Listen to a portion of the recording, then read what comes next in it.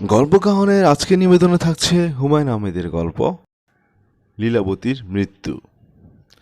একটি পুকুরের মধ্যস্থলে একটি জলপদ্ম ফুটিয়াছে। জলপদ্মটি পানির পৃষ্ঠদেশ হইতে 1 ফুট উপরে।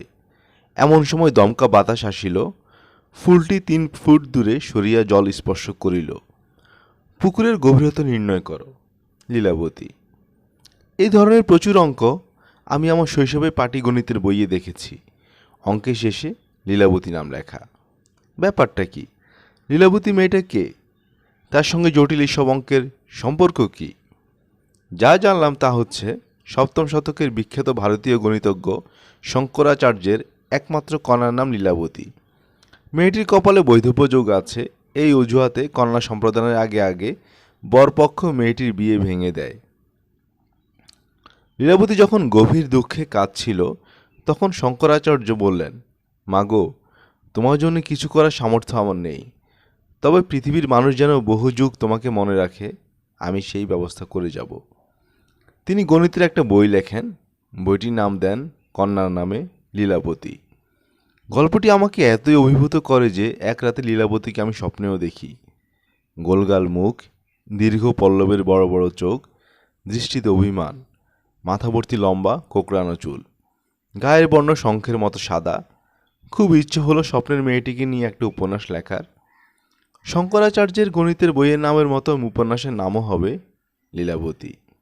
উপন্যাস শেষ পর্যন্ত লিখেছি। উপন্যাস প্রকাশিত হয়েছে। কোনো লেখা ছাপা হয়ে বের হওয়ার পর লেখার বিষয়ে আমার কোনো উৎসাহ থাকে না। বইয়ের কাহিনী, পাত্রপাত্রীদের নাম এবং অনেক সময় বইয়ের নাম পর্যন্ত ভুলে যাই। লীলাবতীর ক্ষেত্রে ভিন্ন ঘটনা ঘটল, নামটা ভুললাম না। প্রায় মনে হতো আমার 3টা পরীর মতো মেয়ে, তাদের কারোর জন্য এই সুন্দর নামটা মাথায় এলো না কেন? আমি আমার 3 কন্যার নাম হেলাফেলা করে রেখেছি, ভেবেচিন্তে রাখা হয়নি। বড় মেয়েটির নাম নোভা। কার্ল সেগান আমেরিকার টিভিতে কসমস নামে একটি অনুষ্ঠান করতেন। সেখানে নোভা সুপারনোভা নিয়ে নানান কথা থাকতো। নোভা নামটি এসেছে সেখান থেকে। শিলা নামটা নিয়েছি মানিক বন্দ্যোপাধ্যায়ের বিখ্যাত গল্প শৈলজ শিলা থেকে। সবচেয়ে ছোট মেয়ে বিপাশার নাম তারাশঙ্করের বিপাশা নামের উপন্যাস থেকে নেওয়া। অন্য লেখকদের গল্প উপন্যাস থেকে নাম নিয়েছি, অথচ নিজের কোনো উপন্যাস থেকে নাম নিলাম না। এটা কেমন কথা? এই ভেবে সান্ত্বনা পেলাম যে লীলাবতীর নাম রাখার সুযোগ নষ্ট হয়ে যায়নি। আমার মেয়েদের বিয়ে হবে, ছেলে মেয়ে হবে, তারা নিশ্চয়ই লেখক বাবার কাছে পুত্রকন্যাদের নামের জন্য আসবে। তখন একজনের নাম দিয়ে দেব লীলাবতী। ঘটনা সেভাবে ঘটল না। হঠাৎ করে আমি আমার ছেলে মেয়েদের কাছ থেকে অনেক দূরে ছিটকে পড়লাম, কারণ আমি গায়িকা এবং অভিনেত্রী শাওনকে বিয়ে করে ফেলেছি। কি প্রচণ্ড ঝড়ই না উঠল। পত্রপত্রিকায় কত না কুৎসিত লেখা, যার যা ইচ্ছে লিখছে, যেমন ইচ্ছে গল্প ফাঁদছে। আমার ভাই বোনেরা আমাকে ত্যাগ করলো, আত্মীয় স্বজনরা ত্যাগ করলো। একই ঘটনা ঘটল শাওনের ক্ষেত্রে, সেও বাড়ি থেকে বিতাড়িত। শাওনের বিবাহিত জীবন শুরু হলো চোখের জলে। এই বয়সে মেয়েরা বিয়ে নিয়ে কত স্বপ্ন থাকে, হইচই, আত্মীয় স্বজন, বন্ধুবান্ধব, শাড়ি গয়না, পার্লারের সাজ। তার কপালে কিছুই নেই। সে একা একা পার্লারে সাজতে গেল, একা একাই নিউ মার্কেটে ঘুরতে গেল, বিয়ে উপলক্ষে একজোড়া স্যান্ডেল কিনবে। আমার ভাই বোনেরা সমাজে সবাই প্রতিষ্ঠিত। সমাজের প্রতিষ্ঠিতরা সমাজপতির ভূমিকা অভিনয় করতে পছন্দ করেন। তারা সবাই সমাজপতি। শাওনকে বিয়ে করার আগে আমি দীর্ঘ 4 বছর একা একা কাটিয়েছি। উত্তরা একটি বাড়ি ভাড়া করে প্রায় 1 বছর থেকেছি। পরে উঠে এসেছি দক্ষিণ হাওয়ায়। আমার একা থাকার ব্যবস্থাও সমাজপতিরা মিটিং করে করেছেন। হুমায়ুন আহমেদ দুষ্ট মানুষ, সে পরিবারে থাকবে না, আলাদা থেকে সংসার দিতে হবে। যখন হবে তখন ফিরতে পারবে সংসারে। আলাদা বাস করছি, উত্তরার একটি বিশাল বাড়িতে একা থাকি। রাতে সবকটা বাতি জ্বালিয়ে রাখি। চেষ্টা করি রাতে না ঘুমাতে, কারণ ঘুমের মধ্যে আমাকে বোবায় ধরে। এটা এক ধরনের রোগ। রোগের লক্ষণ ঘুমের মধ্যে মনে হবে কেউ বুকের উপর বসে গলা চেপে ধরে মেরে ফেলার চেষ্টা করছে। ভয়ঙ্কর কষ্টের ব্যাপার। মানসিক অবস্থায় খবর পেলাম আমার ভাই বোনরা মাকে সঙ্গে নিয়ে একটি সংবাদ সম্মেলনের ব্যবস্থা করছে। সেই সংবাদ সম্মেলনে আমার অনৈতিক কর্মকাণ্ড ব্যাখ্যা করা হবে। মূল পরিবারের সঙ্গে আমার যে সম্পর্ক নেই তা বলা হবে, এবং সাংবাদিকদের বলা হবে আমার কোনো বিষয় নিয়ে যেন তাদেরকে এবং আমার ছেলে মেয়ে ও তাদের মাকে বিরক্ত বা বিব্রত না করা হয়। খবরটা শুনে মনে কষ্ট পেলাম। ছুটে গেলাম মার কাছে, জানতে চাইলাম এটা কি সত্যি। তিনি স্বীকার করলেন, সত্যি। আপনি নিজে কি থাকবেন সংবাদ সম্মেলনে? তিনি বললেন, হ্যাঁ থাকব। আমি হতভম্ব হয়ে মার দিকে তাকিয়ে আছি। সেদিন মাকে আমি কি কথা বলেছিলাম আজ আর তা মনে নেই, শুধু মনে আছে মাথা নিচু করে ফিরে এসেছিলাম। মা শেষ পর্যন্ত সংবাদ সম্মেলনটি তার ছেলে মেয়েদের করতে দেননি। হয়তো পুত্র স্নেহের কাছে পরাজিত হয়েছিলেন। আমাদের বিয়ের 3 মাসের মাথায় শাওনের মা তার কন্যাকে হয়তো ক্ষমা করে দিলেন। তিনিও কন্যা স্নেহের কাছে পরাজিত হলেন। শাওন তার অতি আদরের ধন, তার কাছে সমস্ত পৃথিবী একদিকে আর শাওন আরেক দিকে। এই অন্ধ ভালোবাসার কারণ আমি জানি, তবে এই লেখায় সেই কারণ ব্যাখ্যার সুযোগ নেই। কন্যাকে ক্ষমা করার লক্ষণ হিসেবে তিনি তার পুত্রবধূর হাতে শাওনের জন্য এক সেট গয়না পাঠালেন। শাওন তার বিয়ের একমাত্র উপহার পেয়ে কেঁদে কেটে অস্থির। রাতে সে মায়ের দেওয়া প্রতিটি গয়না পরে বসে থাকলো এবং কাঁদতে কাঁদতে চোখ ফুলিয়ে ফেলল। শাওনের বাবা কঠিন অবস্থানে গেলেন। তিনি বললেন, শাওন বিয়ে করে ফেলেছে ভালো কথা, তারা যেন সন্তান না হয়। তাকে আমি অবশ্যই আবার বিয়ে দিব। ছেলে মেয়ে হলে বিয়ে দিতে সমস্যা হবে। হায় রে কপাল, শাওন কনসিভ করে ফেলল। তার কি যে আনন্দ! সন্তানের বিষয়টি নিশ্চিত হওয়ার পর সে সারা রাত পাগলের মতো আচরণ করলো। এই কাঁদছে, এই হাসছে। আমি অবাক হয়ে তাকিয়ে দেখছি তাকে। একসময় সে আমাকে বলল, এই আমার ছেলে হবে না মেয়ে? আমি বললাম, তোমার মেয়ে হবে। মেয়ের নাম লীলাবতী। দিন কাটে, আমি অবাক হয়ে শাওনকে দেখি। সন্তান নিয়ে তার এত আনন্দ, এত অস্থিরতা, এত উত্তেজনা। প্রায় রাতেই কান্না শব্দে ঘুম ভেঙে দেখি সে ফুঁফিয়ে কাঁদছে। আমি অবাক হয়ে জানতে চাই, কাঁদছো কেন? সে বলে, আনন্দে কাঁদছি।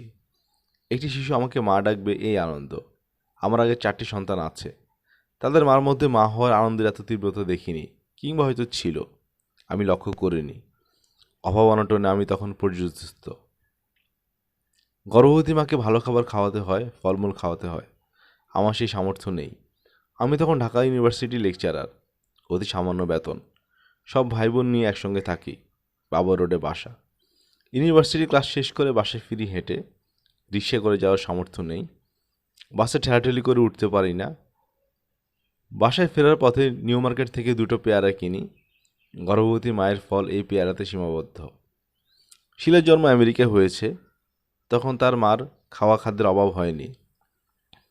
দেশে ফিরে আবার অভাবে পড়লাম। বিপাশা তখন মায়ের পেটে, তখন একান্নবর্তী সংসার। বিপাশার জন্ম হলো সরকারি হাসপাতালে। সরকারি হাসপাতালে খরচ কম বলেই এই ব্যবস্থা। আমি অস্থির, জীবনযাপনের চিন্তায়। এখন অবস্থার পরিবর্তন হয়েছে।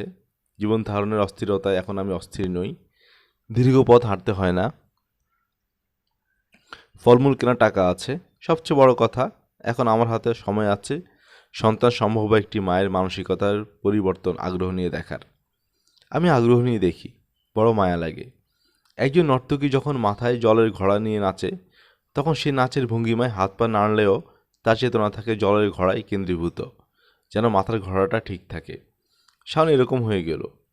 তার ভুবন হলো লীলাবতীময়, সেখানে অন্য কারো স্থান নেই। লীলাবতী জন্ম হবে গরমে, তখন সে মোটা কাপড় পরতে পারবে না।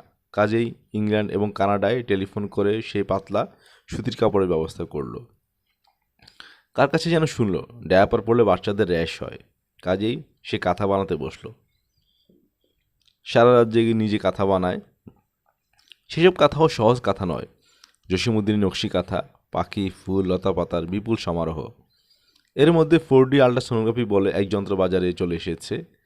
এই যন্ত্রে পেটে সন্তানের চেহারা স্পষ্ট দেখা যায়। সেই যন্ত্রে বাচ্চার চেহারা দেখার পর তার একটাই কথা, আমার মেয়ে এত সুন্দর কেন? আহ্লাদি মায়ের প্রশ্নের আমি কি জবাব দেব? ঘর ভর্তি হয়ে গেল 4D আল্ট্রাসোনোগ্রাফিতে পাওয়া লীলাবতীর ছবিতে। শাওন 8ম মাসে পড়ল। আর মাত্র 1 মাস, তারপরে সে তার কন্যা কোলে নেবে। আমি নুহাশপল্লীতে নাটকের শুটিং করছি। শাওন তার মার কাছে গুলশানে। হঠাৎ শাওন টেলিফোন করলো, কাঁদো কাঁদো গলায় বলল, বাচ্চা নড়াচড়া করছে না, আমার খুব ভয় লাগছে। আমি বললাম, এক্ষুনি ডাক্তারের সঙ্গে যোগাযোগ করো।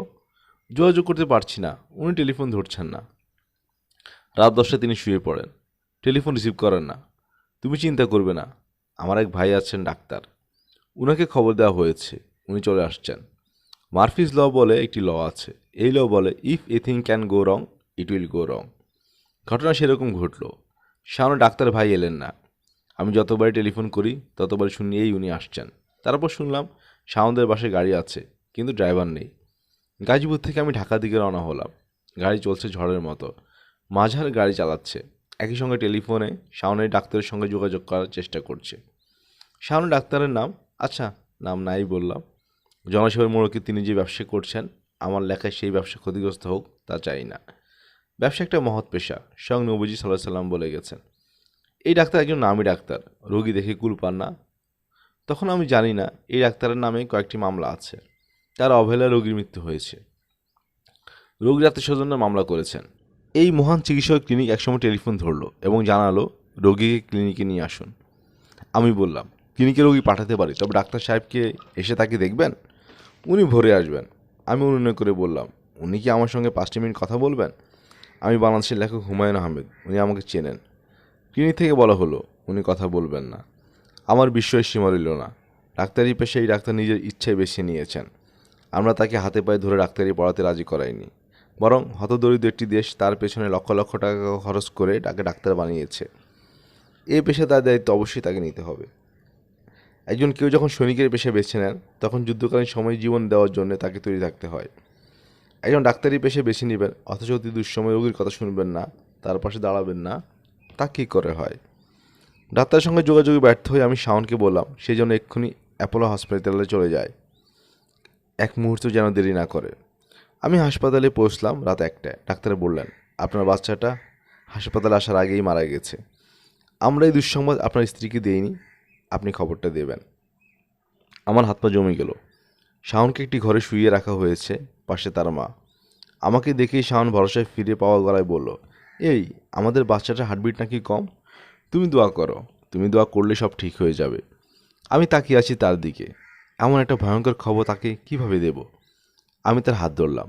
সে বলল, জীবনের বিনিময়ে জীবন চাওয়া যায়। আমি আমার মায়ের জীবনের বিনিময়ে লীলাবতীর জীবন আল্লাহর কাছে চেয়েছি, আমার নিজের জীবনের বিনিময়ে চাইনি। আমি আমার বাচ্চাটাকে দেখব না, আর তোমার জীবনের বিনিময়েও চাইতে পারিনি। শাওনের মা কাঁদতে কাঁদতে বললেন, তোমার সন্তানের জীবনের বিনিময়ে আমি যে কোনো সময় আমার জীবন দিতে প্রস্তুত আছি গো মা। এই মেয়েকে আমি কি বলবো, কি বোঝাবো? 2 দিন 2 রাত মৃত বাচ্চা পেটে নিয়ে এসে শুয়ে রইল। কি কষ্ট, কি কষ্ট! শারীরিক কষ্টের কাছে মানসিক কষ্ট গৌণ হয়ে দাঁড়ালো। আমাকে জানানো হলো তার জীবন সংশয়। তার কষ্ট আমার পক্ষে দেখা সম্ভব নয়। আমি তাকে ফেলে বাসায় চলে এলাম। আমার অতি দুঃসময়ে মা এসে পাশে দাঁড়ালেন, ছুটে গেলেন হাসপাতালে। এক গভীর রাতে আমাকে জানানো হলো শাওন মৃত সন্তান প্রসব করেছে। হাসপাতালে তার ঘরে ঢুকলাম, হাসি খুশি ভাব দেখিয়ে বললাম, হ্যালো। সেও ক্লান্ত গলায় বলল, হ্যালো। খুব চেষ্টা করছি কোনো একটা রসিকতা করে তাকে হাসিয়ে দিতে, কিছুই মনে পড়ছে না। শেষ পর্যন্ত হাসপাতাল নিয়ে একটা রসিকতা করলাম। সে হেসে ফেলল। সে হাসছে, একই সঙ্গে তার চোখ দিয়ে পানি পড়ছে। অদ্ভুত দৃশ্য। ঘরের এক কোনায় সবুজ টাওয়ালে মুড়ে কী যেন রাখা। অনেকেই সেখানে যাচ্ছেন, ফিরে আসছেন। শাওনের দৃষ্টি ওই দিকে। সে হঠাৎ বলল, ওইখানে আমাদের লীলাবতী, যাও দেখে এসো। হাসপাতালের সবুজ টাওয়ালের ভেতর লীলাবতী শুয়ে আছে। মেয়েটি মৃত। আমার মনে রইল না। আমি মুগ্ধ চোখে তাকিয়ে রইলাম। কি সুন্দর, কি সুন্দর! পৃথিবীর সব রূপ নিয়ে সে রাজকন্যাদের মতো ঘুমিয়ে আছে। আমার প্রথম পুত্র হাসপাতালে মারা গিয়েছিল। সেও এসেছিল পৃথিবীর সব রূপ নিয়ে। পরিষ্কার মনে আছে। আমার মা সেই শিশুপুত্রকে কোলে নিয়ে হাসপাতালের বারান্দায় এসে দাঁড়ালেন এবং মুগ্ধ কণ্ঠে বললেন, তোমরা সবাই দেখো, আমার কোলে পদ্ম ফুল ফুটে আছে। লীলাবতীর কবরের ব্যবস্থা হলো বনানী গোরস্থানে। হঠাৎ মনে হলো বিরাট ভুল হচ্ছে। লীলাবতীর কবর হবে আজিমপুর গোরস্থানে। সেখানে তার বড় ভাই আছে। বোন খেলবে ভাইয়ের হাত ধরে। পিতৃমাতৃস্নেহ বঞ্চিত দেব শিশু আর নিঃসঙ্গ বোধ করবে না। আমি প্রায় আজিমপুর গোরস্থানে যাই। আমি আমার পুত্র কন্যার জন্যে কোনো প্রার্থনা করি না। কেন প্রার্থনা করব? তারা তো ভুল করার বা অন্যায় করার কোনো সুযোগই পায়নি। তাদের প্রার্থনার প্রয়োজন নেই। আমি কবরস্থানে ঢুকেই বলি, এই তোমরা কোথায়? তোমাদের মজা হচ্ছে তো? ভাই বোন হাত ধরাধরি করে খুব খেলা হচ্ছে। নিতান্তই ব্যক্তিগত কাহিনী লিখে ফেললাম। লেখকদের কাজই তো ব্যক্তিগত দুঃখবোধ ছড়িয়ে দেওয়া। এই লেখার মাধ্যমেই যারা আমাদের প্রবল দুঃসময়ের পাশে এসে দাঁড়িয়েছিলেন তাদেরকে ধন্যবাদ দিচ্ছি। শাওনের বাবা ও মাকে। কন্যা সুখে পাথর হয়ে যাওয়া জনক জননীর করুণ ছবি এখনও চোখে ভাসছে। শাওনের মা হাসপাতালের মেঝেতে গড়াগড়ি করে কাঁদছিলেন। আহারে আহারে! অ্যাপোলো হাসপাতালের একজন নার্স লীলাবতীর দিকে তাকিয়ে চোখের পানি ফেলছিল। অপরিচিত সেই নার্স মেয়েটিকেও ধন্যবাদ। তার চোখের জলের মূল্য দেওয়ার সাধ্য আমার নেই, থাকলে দিতাম। রবীন্দ্রনাথের কাছে ফিরে যাই। তিনি লিখেছেন, শিশু পুষ্প আঁখি মেলি হেরিলয়ে ধরা, শ্যামল সুন্দর স্নিগ্ধ পীতগন্ধ ভরা, বিশ্বজগতের ডাকি কহিল হে প্রিয়, আমি যতকাল থাকি তুমিও থাকিও। আমাদের লীলাবতীর পৃথিবীর সৌন্দর্য এক পলকের জন্য দেখতে পেল না। এই দুঃখ আমি কোথায় রাখি? এতক্ষণ আপনারা শুনছিলেন হুমায়ুন আহমেদ রচিত গল্প লীলাবতীর মৃত্যু। আমরা নিয়মিত গল্প পাঠ করে শোনাচ্ছি। নিয়মিত গল্প শুনতে আমাদের চ্যানেলটি সাবস্ক্রাইব করে পাশে থাকুন। কমেন্ট বক্সে মতামত জানাতে ভুলবেন না। ধন্যবাদ।